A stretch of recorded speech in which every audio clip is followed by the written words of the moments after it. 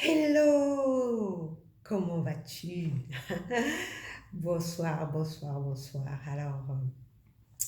Donc, je suis comme d'habitude très contente de te retrouver pour te partager ce petit instant, ce petit instant d'échange, de petites confidences en toute intimité.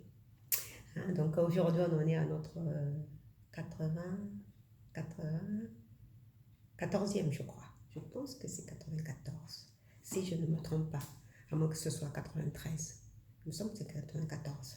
Bon, peu importe. Alors, aujourd'hui, je voulais te parler, toujours dans la continuité de la vie de couple, de la relation de couple, et toujours par rapport à ces, ces histoires de couples royaux, de couples dans les cours, dans les cours des rois de France. Je pensais à ce qu'un artiste nigérian, toujours encore les artistes nigérians, a appelé Fanail Bastop. C'est-à-dire que la femme, celle, comme on dit, the one, la personne qui lui est la femme qui lui est réservée ou l'homme qui t'est réservé en tout cas. Bon, pour les femmes souvent elles sont fidèles. Enfin, c'est très courant qu'une femme amoureuse, une femme qui est foncièrement amoureuse de son mari, surtout quand elle a des valeurs, qu'elle reste fidèle. Donc pour elle, à son mari, c'est son mari. Mais les hommes, c'est un peu plus différent. Peut-être parce que par le pouvoir que la société leur a donné, hein, j'en sais rien. Et donc souvent, ils vont avoir des maîtresses. Mais il arrive que quand ils rencontrent ce qu'on appelle the final bastop, c'est-à-dire la femme, il arrive qu'il leur reste fidèle jusqu'à la fin de leur vie. Donc, toujours, parce que hier, comme je te parlais de Madame du Barry, ça m'a fait penser à un autre roi de France qui était aussi libertin, qui avait des milliers, faut pas exagérer non plus, c'est pas Salomon, qui avait eu des centaines de femmes, je sais pas, en tout cas plusieurs, hein, un nombre incalculable de maîtresses, de favorites. Mais quand il est tombé amoureux de cette dernière-là, il a aimé jusqu'à la fin de ses jours. Et il se trouve qu'il n'avait que 40 ans. Il n'avait que 40 ans quand il est tombé amoureux de cette femme-là. C'est ce que j'appelle vraiment Fanail Bastop. Quand il est tombé amoureux de cette femme, il lui est resté fidèle jusqu'à la fin de sa vie. Il est mort à 70 ans, sinon plus 70 ou 72 ans, il me semble. Mais il atteint 70 ans. C'est le roi Louis XIV, son histoire avec Madame de Maintenon. Donc c'est pour dire que pourquoi ça m'est arrivé à ce sujet-là, non seulement par rapport à l'histoire de Madame du Barry, mais aussi dans un fil d'actualité, il y avait une amie qui posait la question, je ne sais pas si elle avait été trompée par son mari, parce que c'était son deuxième ou troisième mari, enfin, ce n'était pas la première fois qu'elle se marie. Donc, je ne sais pas si elle avait été trompée par son mari, hein, par son mari du moment. Et elle posait la question dans la conversation, pourquoi les hommes ne sont jamais fidèles, pourquoi ils en arrivent toujours à tromper leurs femmes. Et moi, je lui ai répondu tout simplement parce qu'elle n'était pas sa Fana Bastop. Parce que si elle l'était vraiment, elle n'aurait pas été trompée. Et donc, ça m'a fait penser justement à Louis XIV, le roi Soleil. Le roi Soleil, il avait eu plusieurs favorites, plusieurs maîtresses avant de tomber sur Madame de Maintenon. Et la plus célèbre, c'est Athénaïs, la comtesse Athénaïs. Et Madame de Maintenon, justement, Madame de Maintenon était la nounou des enfants de Athénaïs. de la comtesse, je crois qu'elle était une comtesse, la comtesse Athénaïs, tu vois, et Louis XIV est tombé amoureux. Pourquoi? Parce que c'est ça, hein? Quand une personne est alignée avec elle-même, quand elle a des valeurs, quand elle est authentique, elle est telle qu'elle est, bah, ça éveille un charme. Il y a une forme d'aura, elle est couverte, hein? Cette femme est couverte d'une forme d'aura qui fait qu'elle est attendrissante, qui fait qu'elle peut faire fondre le cœur du célibataire le plus endurci du monde ou bien de l'homme le plus dur du monde. Parce qu'elle est authentique, elle est alignée, elle est en accord avec elle-même. C'est ce qui s'est passé avec la jeune fille du Barry, hein, Madame du Barry. C'était une ancienne prostituée hein, qui était utilisée vraiment pour ses charmes parce que comme elle était très belle et très jeune, donc elle avait cet homme qui était, comment on l'appelle, un macro, hein, euh, comment on les appelle là, ces hommes qui utilisent des jeunes femmes pour se faire de l'argent. Hein, c'était une maquerelle, je ne sais plus. Je ne sais plus, le terme m'échappe. Peu importe. Cet homme qu'il utilisait pour qu'elle serve de prostituée afin que lui récupère de l'argent. Je ne sais pas pourquoi le terme m'échappe alors que je l'avais en tête là. Mais bon, peu importe. Donc, cette jeune femme, Madame Dubarry, c'était ça. Hein, elle s'appelait Jeanne. Son prénom c'était Jeanne, je ne sais plus son nom de famille. Mais Dubarry, on l'a épousée rapidement parce que à la cour de France, une femme ne pouvait pas être favorite si elle n'était pas mariée. C'est drôle, hein? C'était quand même de drôle de mœurs. Hein? Il fallait qu'une femme soit mariée pour qu'elle soit la maîtresse du roi. C'était quand même bizarre comme mœurs. Bref, donc elle était jeune, c'était une gamine qu'on utilisait pour ses charmes. Hein? Et quand elle a rencontré Louis XV, elle n'avait que 25 ans, c'était une gamine, mais elle était tellement belle, tellement douce, tellement authentique, tellement angélique dans ses manières, dans sa façon d'être, dans sa façon de faire, que le roi est tombé amoureux d'elle, littéralement, et il a élevé, parce que cette femme, cette jeune femme, était authentique.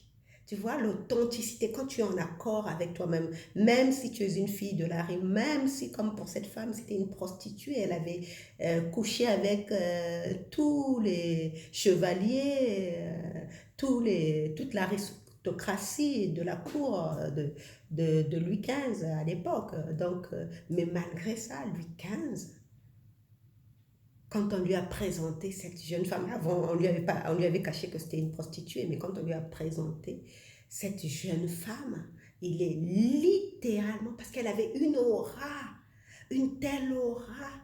La pauvre, elle était utilisée, donc c'était pas sa faute. Bon, j'ai pas envie de raconter toute son histoire ici, mais elle était vraiment, vraiment utilisée par, comment on les appelle? Un passeur. Hein.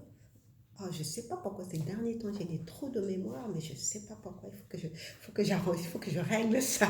Je vais me faire des exercices, je vais faire une formation de mémoire, mais parce que là, ça commence à être inquiétant. Bref,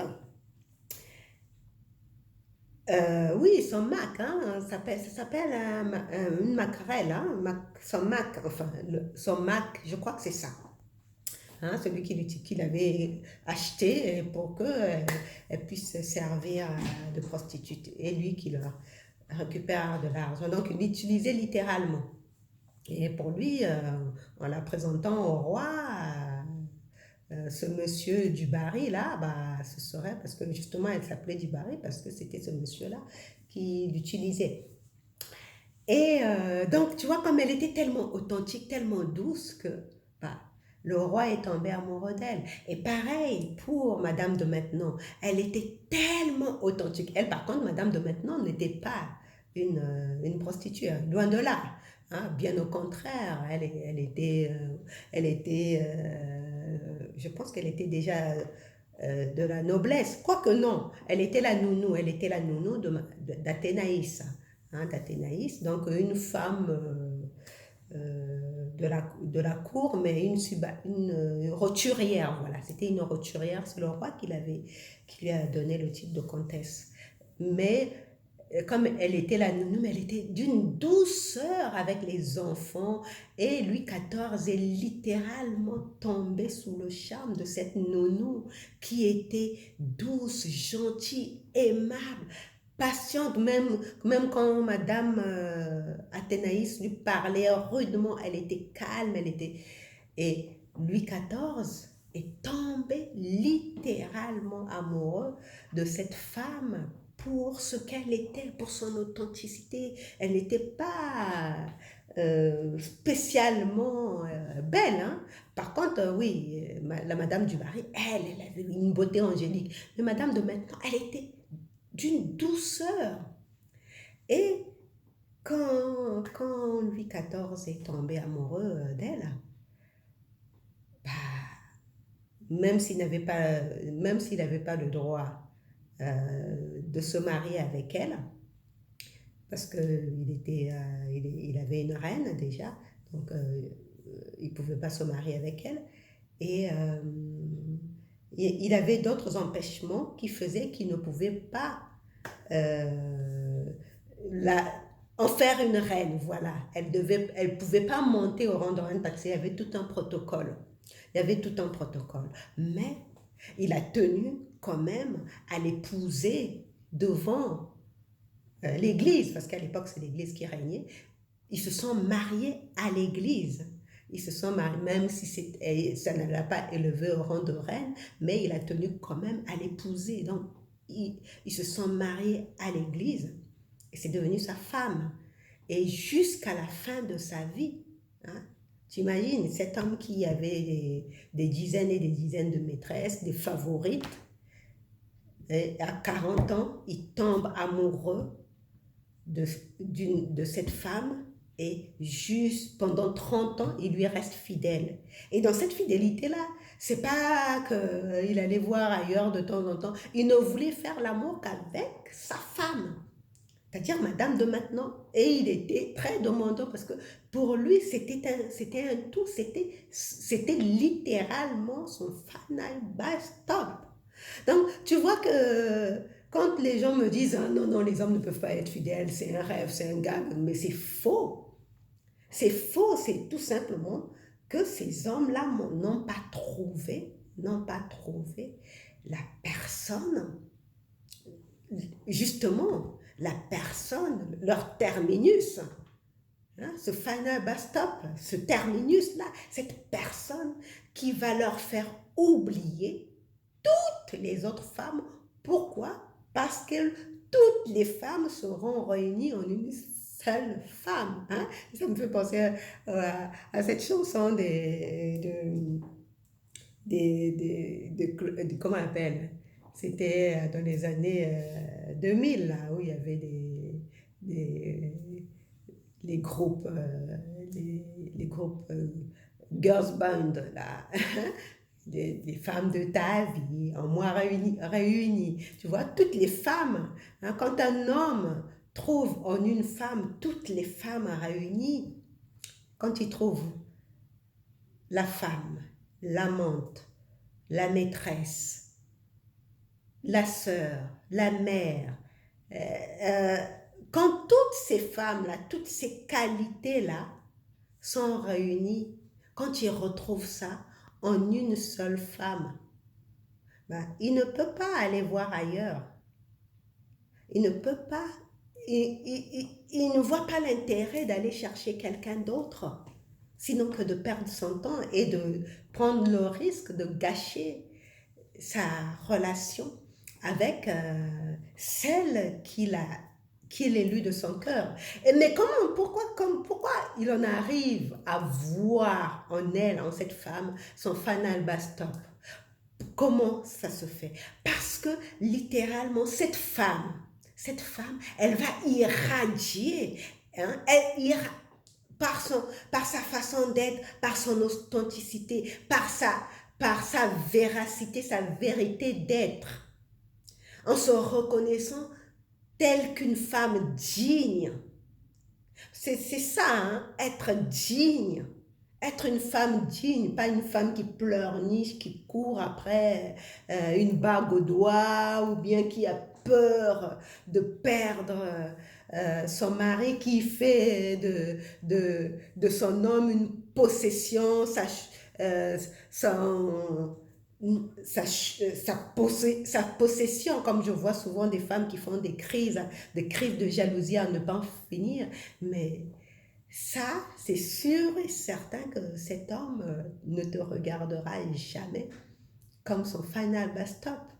Parce que pour lui, bah, si tu en es à lui faire des crises, à le soupçonner, à lui faire des scènes de jalousie, c'est que quelque part, tu n'es pas rempli, tu n'es pas une coupe pleine. C'est ça, hein? Quand toi-même, tu es une coupe pleine qui déborde littéralement. Mais pourquoi tu vas avoir peur que l'autre s'en aille voir d'autres femmes? Ça ne va même pas te traverser la tête. Ça ne va même pas te traverser.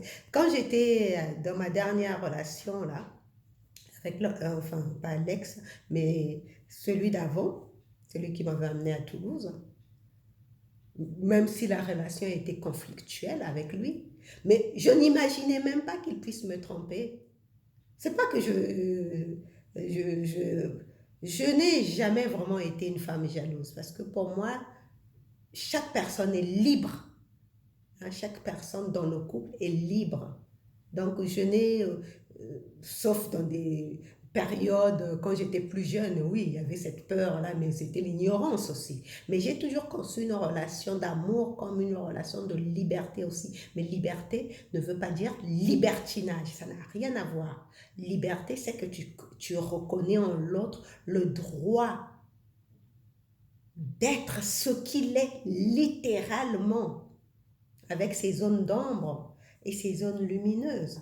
Mais si ces zones d'ombre empêchent que la relation fonctionne de façon harmonieuse, bah, c'est comme ça qu'on en arrive à se séparer. Mais tu ne peux pas, à cause de ces zones d'ombre, te muer en une femme hystérique, en une femme possessive, en une femme jalouse. Moi, je n'ai jamais conçu une relation comme ça. Donc, cet homme, même si notre relation était conflictuelle, mais à aucun moment donné, je ne l'imaginais en train de me tromper. Pour moi, c'était aussi simple que ça, que c'était pas possible. Pour moi, c'était impossible, même si tous les week-ends, il sortait, il allait voir ses potes, à me laisser tout seul à la maison.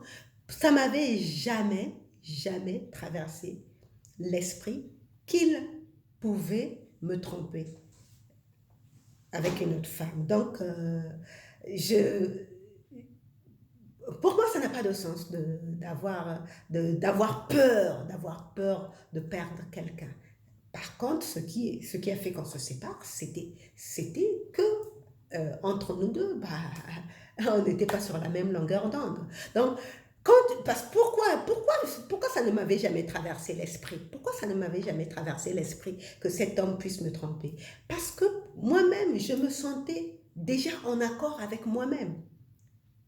J'étais en accord avec ce que je voulais et avec ce que j'attendais de cette relation. Et au moment où ça ne m'a plus satisfait, je suis partie. Aussi simple que ça. Mais si lui était arrivé de me tromper, bah, peut-être que ça, je ne le savais pas, mais même si je l'avais su, c'est pas ça qui m'aurait fait sortir de mes gants, parce que pour moi, dès le moment où une personne me trompe, pour moi, la relation n'a pas de raison d'être. Parce que une personne, justement, je parle souvent de la relation divine, hein, de la relation divine. Dans une relation divine, on est deux coupes pleines qui débordent, littéralement, on déborde. Et en débordant ensemble, on fait une autre coupe pleine qui est la relation harmonieuse. qui est la relation harmonieuse, qui enrichit, qui fait grandir, qui fait croître. Non seulement nous deux ensemble, mais aussi les gens autour de nous. Parce qu'on irradie, notre aura irradie sur ces personnes.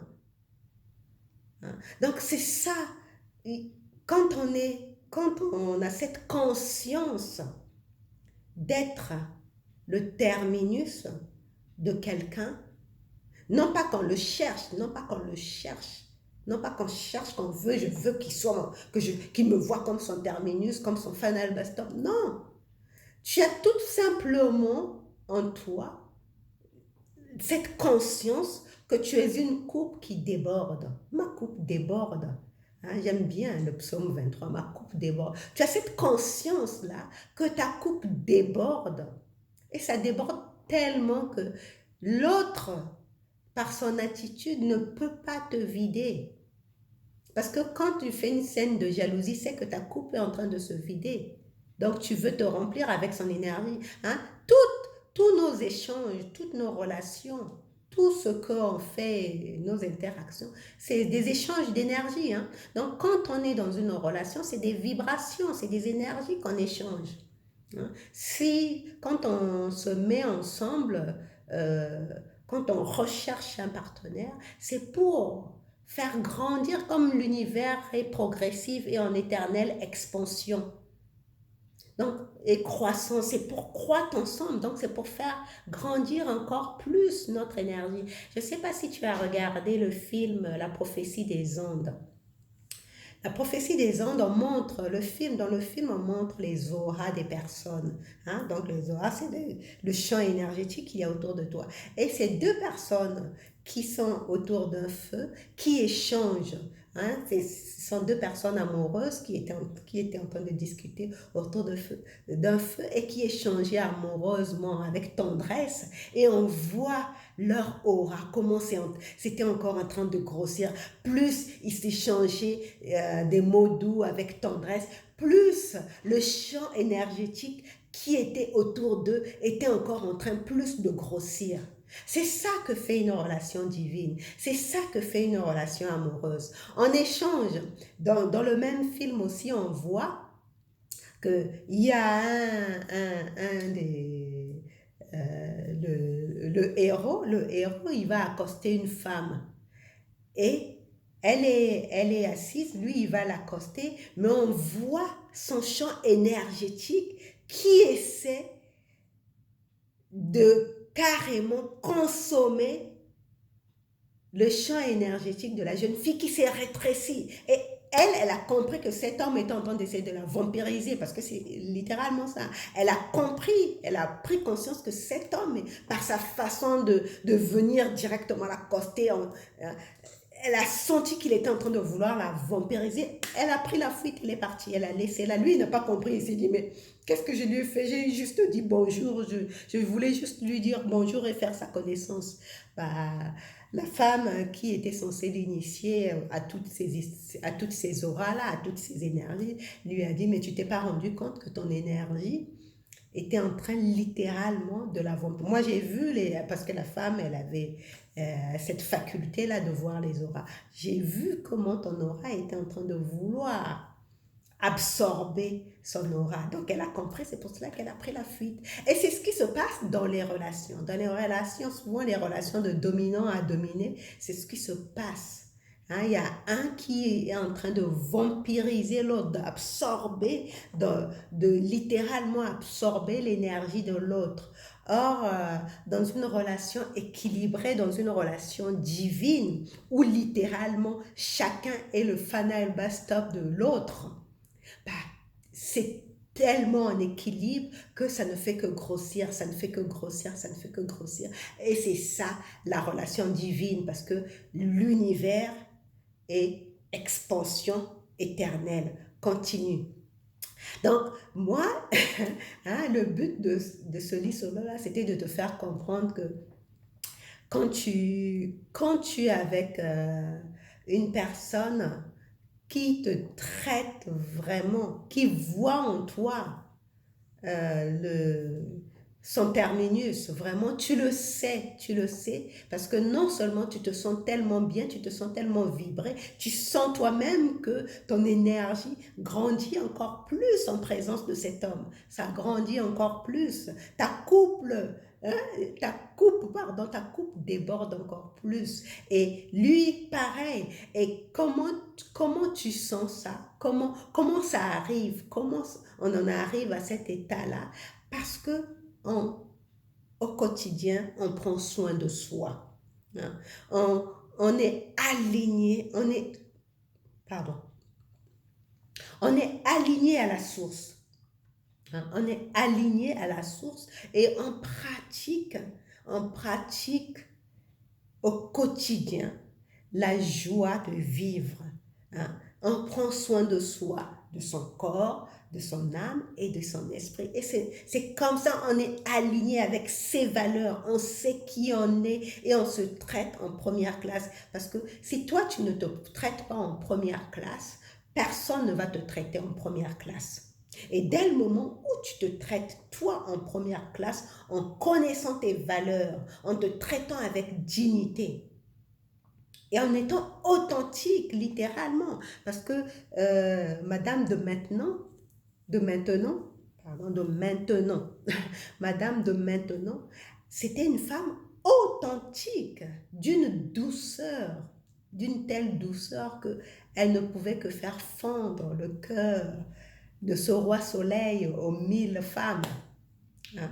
Et toi, tu veux être ce genre de personne, c'est ce genre de personne d'une douceur, d'une aura, hein, qui irradie tellement que bah, tu deviens le fanal bastop d'un homme. Et ça, ce travail-là, c'est au quotidien que tu le fais.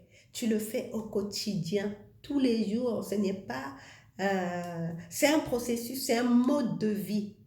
Tu le fais quand tu es seul, tu le fais quand tu es en couple, tu le fais tout le temps. Et il y a certains hommes qui se plaignent, et ça, ils ont raison. Il y a certains hommes qui se plaignent que quand ils épousent une femme, ce n'est plus la même, ils ne la reconnaissent plus, elle change, elle se néglige.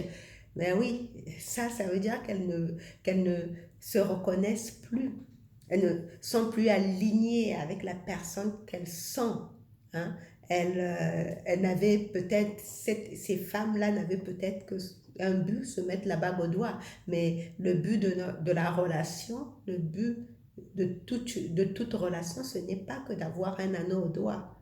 Hein. Le but de toute relation, c'est de grandir ensemble, de croître ensemble, de participer justement, de participer à l'expansion de l'univers. Nous voulons que par nos relations où nous sommes, où nous sommes justement les terminus des uns des autres, hein, bah, que nous puissions participer à l'expansion de l'univers. Regarde, euh, que ça soit Madame du Barry et Louis XV, que ça soit Louis XIV et Madame de maintenant, ils ont à leur manière participé à l'expansion des modèles de couple.